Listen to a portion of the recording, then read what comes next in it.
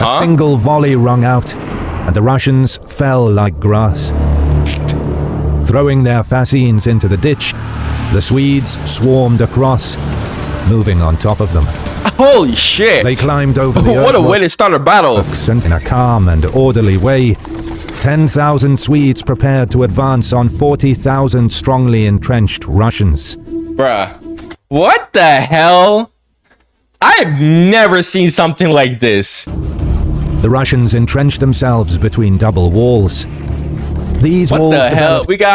We got the Russians using Roman tactics now. Battle of Narva, Members Week, is done.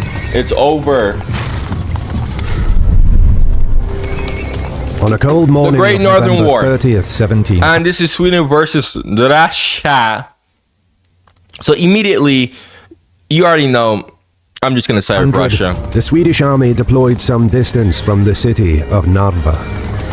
Right off by bat. King Charles XII, the Swedes faced a Russian army outnumbering them at least 3-1, commanded by the appointees of Tsar Peter, known to history as Peter the Great. The Russians deployed behind a long line of a well-prepared network of trenches and earthworks, a strong, defensible position. The Swedes, meanwhile, were weary and cold, having endured a difficult march in harsh winter conditions. They were now arrayed in the open, withstanding a heavy snowstorm. But the young, energetic Charles roused the men once more. To the sound of trumpets, he commanded a frontal assault on the entrenched Russian positions. You madman. The first major battle of the Great Northern War was about to begin. I have a Yo, sponsor. Oh no. No, we're gonna skip that. By the dawn of the 18th century, Sweden was the mistress of the North. An imperial power whose greatness was both feared and admired. The Baltic was a Swedish lake controlled by Stockholm. The Swedish Empire included Finland and the provinces of Karelia, Estonia, Ingria, and Livonia. It also had footholds in northern Germany, with the most prominent being western Pomerania and the seaports of Stettin, Stralsund, and Wismar. Sweden had a population of about 1.5 million, but it did possess probably the finest army in Europe at the time, known as the Karelian Army. The Swedish infantry of the Karelian Army, magnificent in their blue uniforms with yellow facings, were armed with the latest flintlock muskets. They all blue and yellow, that drip. Blue and yellow is such a good combo. Oh my goodness, dude. Whenever like Barbados has like military parades and whatnot, which is my country, obviously. If you're new to my channel and you don't know that, that's where I'm from, Barbados. But like whenever I see they have blue uniforms on, it looks so freaking good, bro. I can't. Also had a relatively new innovation, the socket bayonet, which allowed a musket to be fired when attached, unlike the common plug bayonet that was jammed into the muzzle, making the musket useless for firing afterwards. Swedish power brought enemies as well as friends. Augustus the Strong, Elector of Saxony and King of Poland-Lithuania, cast covetous eyes on some of Sweden's Baltic lands. King Frederick IV of Denmark-Norway, another potential foe, wanted to reclaim territory his country lost to Sweden earlier in the century. But the Tsardom of Russia was going to be the Swedish Empire's most dangerous enemy, though few believed this in 1700. After a long slumber lasting several centuries, the Russian bear was at last awakening from its self-imposed hibernation. Tsar Peter I, known to history as Peter the Great, admired the West and was determined to modernize a still largely medieval country. That's the thing with Russia. Russia for various reasons. I don't really feel like explaining this here, but Russia usually takes longer to modernize, and we can see this with Russia today. Actually, it is improving. It is improving, but it's taking longer, which is, despite the fact that it's taking longer, it's still improving nonetheless. Like, that's what matters. Which is why I find it funny whenever I see all these people who like to bash Russia and let's say a whole lot of nonsense about Russia, if Russia is going to forever stay this super duper rump slump country that will go absolutely nowhere, that won't improve whatsoever, when you can literally Google this, do your own digging, because I did my own digging into this. Like, Russia is improving. Okay, compare Russia to the fall of Soviet Union. What places like St. Petersburg used to look like. I mean, guys, St. Petersburg after fall of Soviet Union does not look like what it looks like today. It looked way worse. I mean, it looked like just pure freaking anarchy, honestly. And it's not like that anymore. And I see all these people who will go and say, like, they'll cherry pick, right? They'll cherry pick some faraway region of Russia, in like Siberia or some shit like that. And they'll say, aha, you see? Look, that region still looks poor, so Russia still isn't doing anything with itself. And that's not true, guys. Like, you don't need half a brain to just clock that, hey, you know, eventually, like, these regions are going to improve too. It's just that obviously there's more economically lucrative regions that need more attention first, right?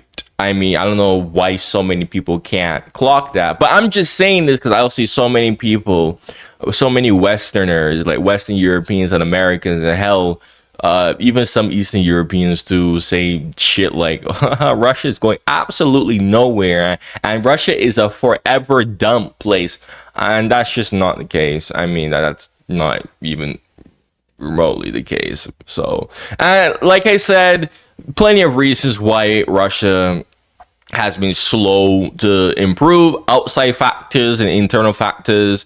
I'm not really going to talk about that here because this is, I could talk about that in a different Russia reaction.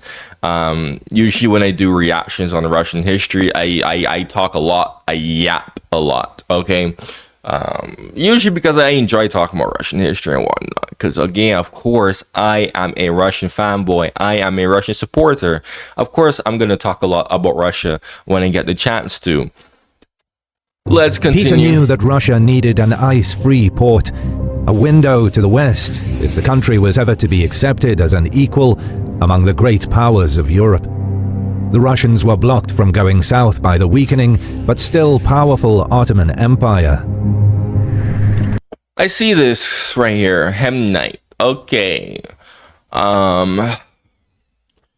So I have not done any Russia reactions in a long damn time, but I've still been freaking like keeping an eye on the whole freaking fiasco and conflict between Russia and Ukraine, and then, you know, seeing so many people arguing about it and whatnot.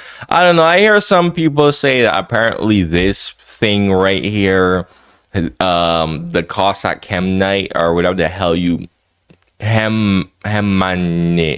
Cossack Hemanite. I have no idea how you pronounce that, my man. But apparently, I don't know. People say, "Oh, this is one of the predecessors to modern day Ukraine, or this is a proto Ukraine, right? This thing right here." I don't know much about this to really and truly make a comment about it. All I know is that, like the name entails, it was a realm made up of Cossacks, and Cossacks could have been anybody, really and truly. In the north, the Baltic coast was controlled by Sweden. Peter believed if the Swedes were simultaneously attacked on several fronts, their military power might well be neutralized. The secret allies began preparations for war. 18-year-old King Charles XII seemed a stripling youth. They misread their man. He was a born soldier, reveling in military hardships and dangers.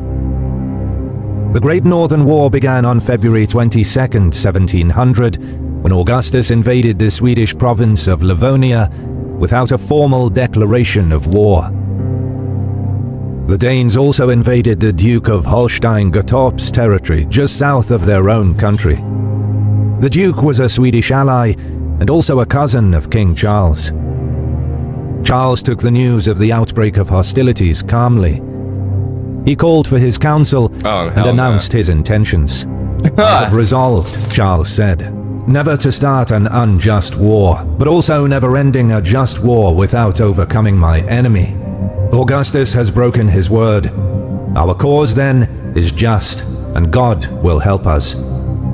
The young king began planning a counteroffensive against his... Bro, If there's one thing, if you see a person is calm in a stressful situation, or bro, that never take that lightly, bro. Like, if you're ever in a confrontation with someone and it looks like a fight or some shit is about to happen, like shit is about to go down, and they're just way too calm, go the other way. enemies. Oh, they go the other way. Augustus's Saxon army was besieging Riga in Livonia. However, the Swedes there were holding firm. A Dano-Norwegian army was besieging Tønning in Holstein-Gottorp. Charles decided that the Danes would be his first target. Charles planned to land troops on Zealand. If he landed there and took Copenhagen behind Frederick IV's back, the Danes would sue for peace. The Swedes embarked for Zealand on June 16th. They rendezvoused with an Anglo-Dutch fleet, which was key to any success against the Danes. King William III of England wanted a quick victory to stabilize the region. Only then could he focus on his main foe, King Louis XIV of France.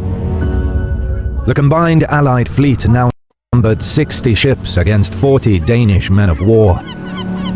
The Danish fleet withdrew, while the Allied fleet commenced a bombardment of Copenhagen. On August 4th, Charles's army landed at Humlebæk, north of the capital.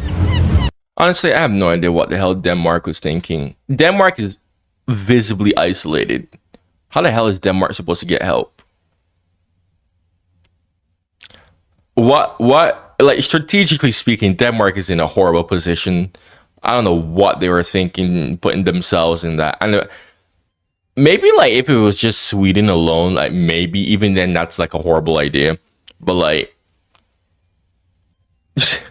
the fact that Sweden had allies, that's even worse. They secured a foothold on the beach and moved towards Copenhagen. Frederick soon interrupted his campaign and started peace talks. On August 18th, the Peace of Travendal was signed.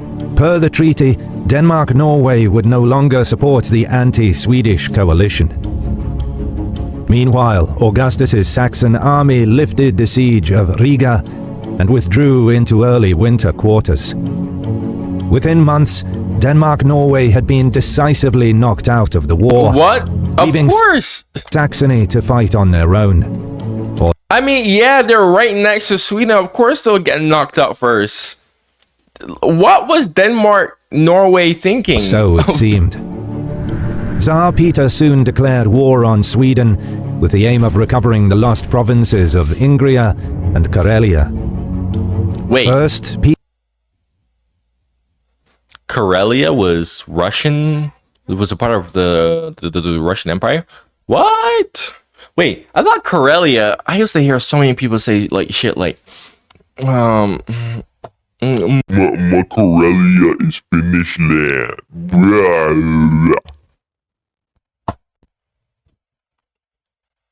But this is news to me. I didn't know freaking Karelia was a part of Russia way before Finland was even a thing. Actually, not that I think about it, was there even like any sort of proto-Finnish country before modern day Finland that we have today? I don't have any recollection of that. I don't know.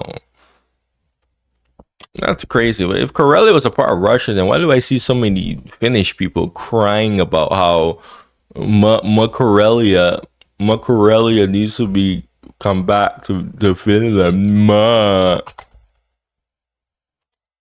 Why are you not? I'm pausing. Alright, this shit was lagging. Let's continue though. A coastal fortress on the border of Ingria. The Russian army was new and hastily trained. There were only 4 well-trained modern regiments in the Russian army, the Guards regiments. They would have to be the foundation on which the rest of the Russian forces would be built. By mid-September, Prince Ivan Trubetskoy, governor of Novgorod, received orders to march on Narva and invest the city with an advance guard of 8,000 men. Command was given to Fyodor Golovin.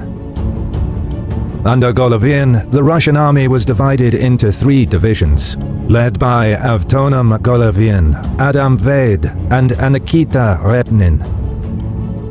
In all, the Russian army totaled over 63,000 men, but the troops were widely scattered. By October 4th, trenches were built before Narva, and Peter arrived to oversee the siege. He only awaited the arrival of cannonballs and gunpowder to begin the bombardment. Narva was heavily fortified, with stout walls punctuated by bastions, each bristling with cannon. It was nestled securely on the west bank of the Narva River. Across the river and linked to Narva by bridge was the former Russian fortress of Ivangorod, a relic of the time when the area was a border frontier. Narva was going to be a tough nut to crack. Under the direction of Ludwig Nikolaus von Hallat, a Saxon engineer lent to Peter by Augustus, the Russians established siege lines opposite the land walls of Narva.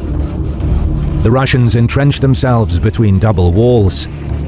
These walls What the hell? We got the Russians using Roman tactics now. Bruh. into earthworks 4 This is miles something long, straight. This is literally something straight out of Caesar's playbook. 9 feet high, with a trench 6 feet deep in front. That is The siege moved mad, slower than though. Peter desired. The meager roads caused the transport wagons and supply trains to bog down. It was not until the end of October that most of Golovin's troops were in position. The Russian bombardment against Narva began on November the 4th. Meanwhile, Count Boris Sheremetev was sent westward with 5,000 horsemen to report any Swedish rescue force. For 2 weeks, Russian cannons battered Narva with little success. Bruh. By November That's 17th, disappointing. there was insufficient ammunition to continue the bombardment, and the guns were silenced until new supplies could arrive. Meanwhile, 2 distressing reports arrived in Peter's camp. Augustus had lifted the siege of Riga, and, most worryingly, Charles had landed with a Swedish army on the Baltic coast, 150 miles southwest of Narva. Oh my god! Shortly after the signing of the Peace of Travendal, Charles transferred his army back to Sweden. There he decreed he would launch a campaign to relieve Narva, much to the dismay of his generals, who advised him against conducting a winter campaign. Charles ignored them, ordering his troops to embark on ships once more, and ferrying them across the stormy waters of the Baltic in early October to Pernod in the Bay of Riga. Wait, I thought the Baltics freeze during the winter. I could have sworn the Baltics freeze during the winter. Oh, whatever. Once there, Charles concentrated his available troops. He estimated he could amass 7,000 infantry and 8,000 cavalry by November. At dawn on November 23rd, the expedition set out. There were 10,537 men in all. Conditions were appalling. What? 10,000 versus 60,000 men. Bro. I knew he was outnumbered, but I didn't know he was outnumbered that bad. Roads were mired by fall rains, and the men marched and slept in thick mud. There was no food except what they carried in their knapsacks. A steady, cold November rain drenched them to the skin. At night, the rain turned to snow and sleet. Despite the weather, the Swedes found their march almost unopposed. 2 of the 3 passes along the road were occupied with no opposition. On the 4th day, the advanced Swedish cavalry screen rode into the Pyhäjoki Pass, 18 miles west of Narva. 5,000 Russian horsemen commanded by Sheremetev waited on the far side of the pass. A brief skirmish took place, and the Russians retreated back toward Narva. The road to Narva now lay open. The following afternoon, the army reached the village of Lagena, about 7 miles from Narva. Unsure if Narva was holding out, Charles ordered the firing of a prearranged signal of 4 cannon shots. Soon, 4 cannon sounds replied from the beleaguered fortress. Narva was still in Swedish hands. Wait. What? How did they know that was a prearranged signal in Narva? Shouldn't they have all communications cut? Or is that like just something that they were trained to do? Like, yo, if you're ever in a situation where we need to know if you're holding out or not, yo, we're gonna shoot these type of signals. What? I need someone to explain that to me. How would they know that was Charles asking them if they're still there? What? Peter called his officers into a war council. Additional rounds of ammunition were served out, and sentry vigilance doubled.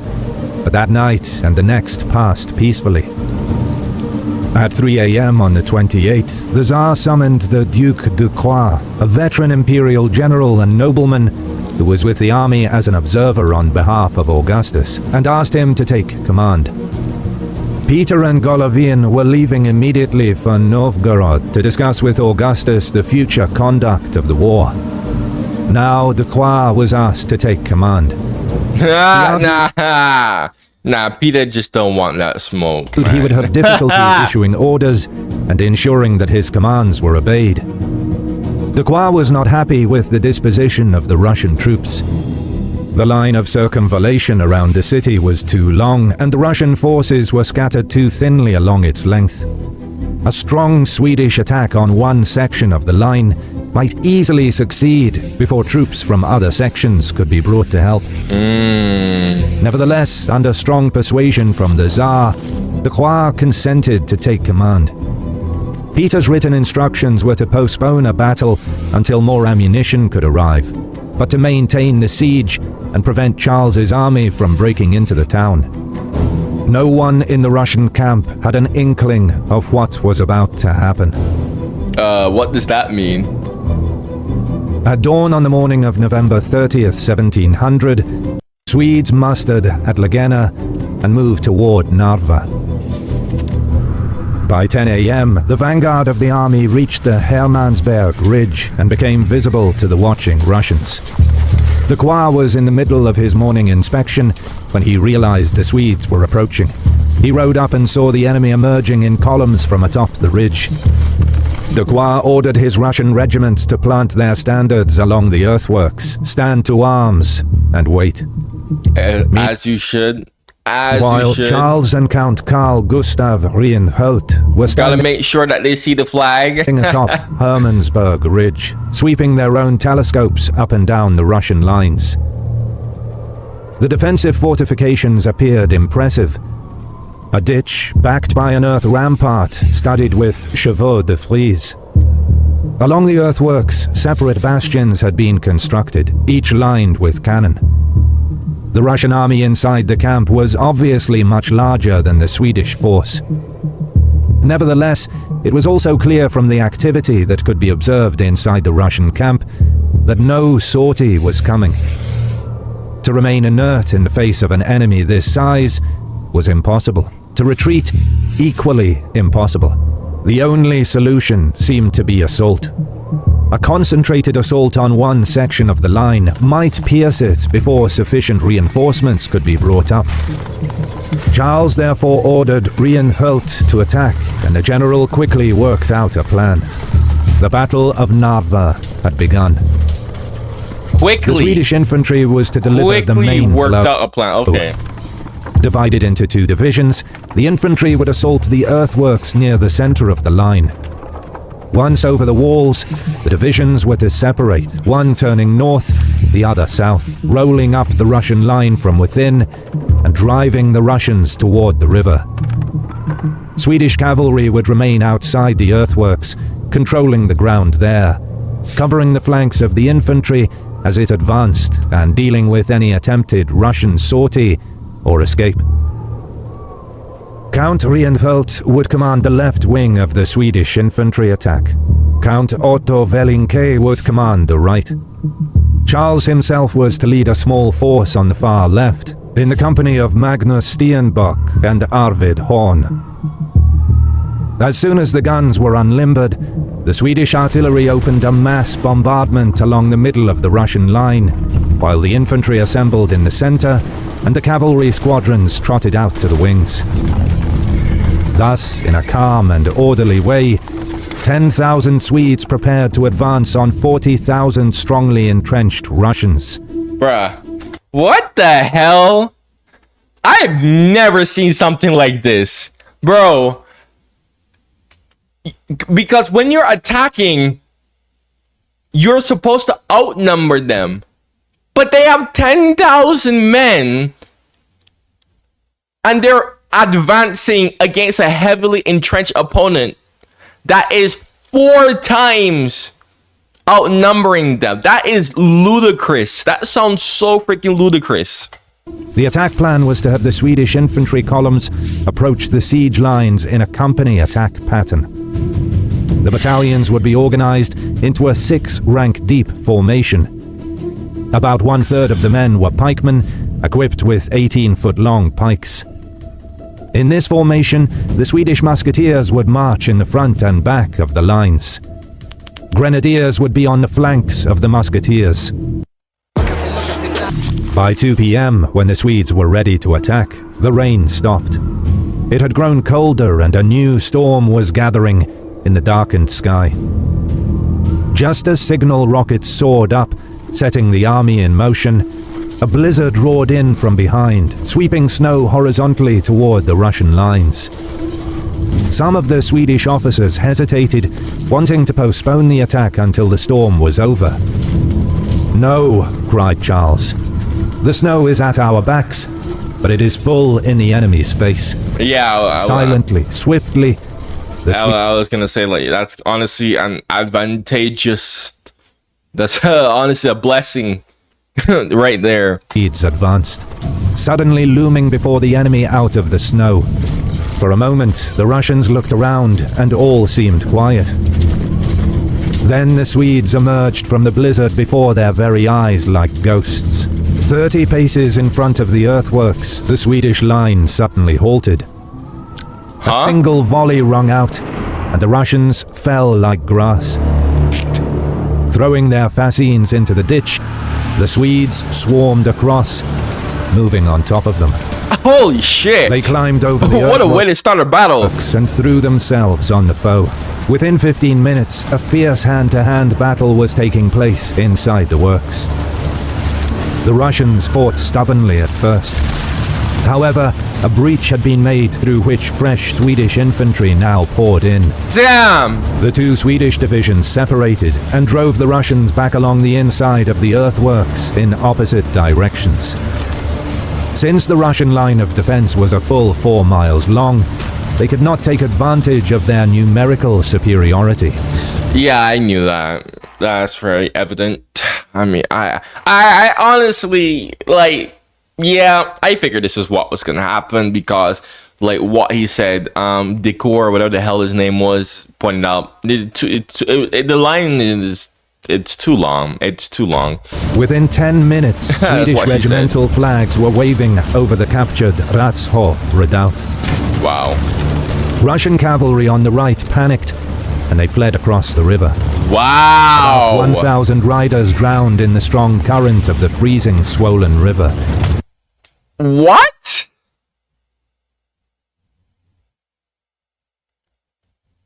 What? Holy shit. I just lost brain cells hearing this. You're not even in the thick of battle, number one, and you are panicking. You are miles away from the battle and you're panicking. Two, how the hell do you drown? How do you drown? Like, I could understand if they were like in the battle and like you know, right there, like, and they need to retreat, but they need to disengage from fighting. That would make sense. Like you know, that's hard to do. Like, you're just trying to get out of that, you know, position so you don't get your ass killed. But they're nowhere near that spot. How the hell? What? One, why are they panicking? And two, how do you even drown? What? Like, yes, I know the river, but like, that doesn't make sense. You have no one trying to kill you. You should be able to avoid that. Like, you have more than enough to pay attention and not drown. That doesn't make any sense. Do you see why that doesn't make any sense? No. The more I try to explain this and think about this shit, the more I lose brain cells, because that's genuinely so dumb. That's wow. Okay. The Swedes surged forward, cutting down Russian stragglers. On the enemy right, the Russians attempted a stand, at first defending themselves bravely. As their officers fell, panic set in, and they fled, crying, "The Germans have betrayed us." A large part of the Russian left fled. That's honestly sad. As the Swedish advance continued northward, the mass of fleeing Russians on the right grew. Wow. Soon a dense herd of terrified soldiers was stampeding to escape over the single bridge over the Narva River, the Kamperholm Bridge. The bridge cracked and sagged under their weight, sending men sliding and tumbling into the river, where hundreds drowned. This is honestly so sad to watch. It's not only sad, but just pure disappointment. Became furious with their foreign officers and began massacring them.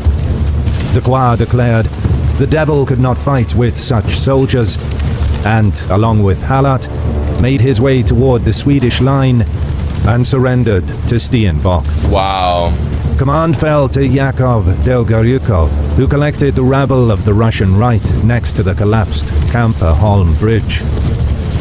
The Russians built a wagon fort defended by 6 battalions, including men from the elite Preobrazhensky and Semyonovsky regiments, under overall command of Dolgoryukov and Ivan Buturyin. Barricading themselves, they fought back vigorously against the Swedes. And this is something to point out as well. I said this before. I said this in my "Why is Russia poor" reaction, or some other Russia reaction, some shit like that. I don't know, I forgot. Russian soldiers, they can fight good, but if their commander is shit, then they're gonna be shit. Usually, when they have a good, competent commander, like, you will see, like, the Russian army, like, just excelling. But like I said before, Russia just has just not been lucky with throughout her history, and has had a curse of getting shitey commanders and generals of armies.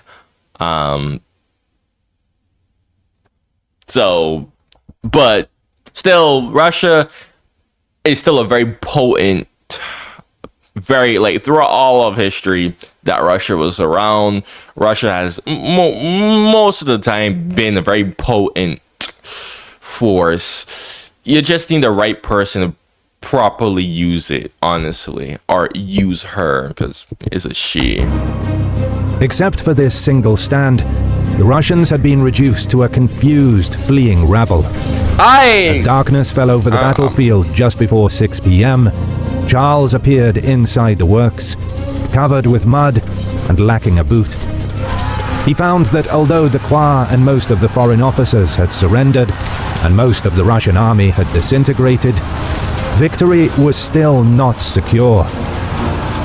The battle against the carriage castle and the Russians' main army camp did not end until 11 p.m., when Dolgoryukov and the Russian right wing finally surrendered. In the darkness of the night, the weary and starving Swedish soldiers plundered the rich Russian stores in the camp. Near 11:15 p.m., the king gave the order to cease firing. Charles opened negotiations with the Russian officers. They arranged for the soldiers to keep their muskets and small arms, while the officers became prisoners of war. Charles took possession of the regimental standards and all the artillery. He ordered the Russian prisoners to repair the sagging Kamperholm Bridge. At 4 a.m., the bridge repairs were complete. Wow. In a long procession, Russian troops marched past the bridge, guarded by Swedish troops who stood as a long avenue through which the Russian troops were forced to march. Swedish losses were 31 officers and 646 men killed, along with 1,205 wounded. Losses on the other side could only be estimated, even by the Russians themselves. At least 8,000 had been killed or wounded, and the wounded stood little chance of getting home across the now freezing countryside. 10 Russian generals, 10 colonels, and 33 other senior officers were held as prisoners. The Swedes captured 145 guns, 32 mortars, 4 howitzers, 10,000 cannonballs, and 397 barrels of powder. Peter's army was now effectively stripped of the Tsar's favorite weapon. On December 2nd, Charles and the troops entered Narva, where they celebrated their victory. News of the decisive Swedish victory made a sensational impression throughout Europe. But the Great Northern War had only just begun. Many years of hard back-and-forth fighting between the Swedish Empire and the anti-Swedish coalition still lay ahead. For the moment, however, King Charles XII and his elite Carolean army seemed invincible. For the moment, honestly. If you stay... Honestly, I'm just speechless, because I mean that's just that was painful to watch. I'm not gonna lie, that was very, very painful to watch. I mean, like I said, if you've been watching me long enough, you know that I'm a big Russian fanboy, a big Russian supporter. So I mean, I don't know, that just sitting there and just witnessing that, that just kind of I don't know, just it was painful. I mean, I have no other way to say it. It just hurt. It was just it hurt in a very disappointing way. I mean, like, because before I was just looking at it, I'm like, how do you beat an army this big? I mean, I wouldn't even say that Charles won the battle. I wouldn't even say that. I would say the Russians lost themselves this battle, if that makes sense. I mean, that's basically what happened. Like, they lost themselves. I witnessed people running away that didn't even need to run away. I mean, I don't know, unnecessary panic just set in, and most people just left. I mean, it seemed like pure anarchy just suddenly went in, and mass hysteria just took over on the Russian side, which caused them to lose themselves the battle. I can't even say that, like, initially, right, at the start of the battle, like, yes, like the Swedish like won that. Like, they fought their way, they won that, they broke through initially, but then like the rest of the battle is like the Russians just, I don't know, just was like, oh yeah, no, I'm not gonna fight anymore. Like, what? Except for the freaking carriage fortress, which actually put up a fight, and everyone else just decided, yeah, I quit. Literally, that's literally what happened. Like, they lost themselves. So that's why I say, like, I mean, yeah, the Swedish won, but this is more like the Russians lost themselves. Okay, this is not like a victory like how you would imagine it. Like, you know, I don't know. Yeah, that's honestly what I have to say to that. Like I said, that was just disappointingly painful to watch. Anyways, if you like my reactions and you have other reactions like this that you would like to see my reaction on, you know, comment down below. Eventually I'll do it. If you're an active viewer of mine and you have a suggestion, or you have plenty of suggestions that you want me to do, I highly recommend you go and, you know, join the channel membership, guys. It's only 99 cents a month. I purposely made it cheap. You know, none of my members are disappointed by it. Like I said, members week just happened where I only did member suggestion. And guys, just because I'm not doing members week anymore doesn't mean that I'll stop doing members suggestion. Like, no, I'm still doing member suggestion. It's just that there's a whole week where I just reserve it only for members. That's a good perk that you get being a channel member. Okay, but yeah, go check out my other Russia reactions. If you have plenty of more Russia reactions that you want to see from me, comment down below, because like I said, I love reacting to Russian history and whatnot. You know, thank you for watching, and goodbye. And to all my Russian viewers, до свидания.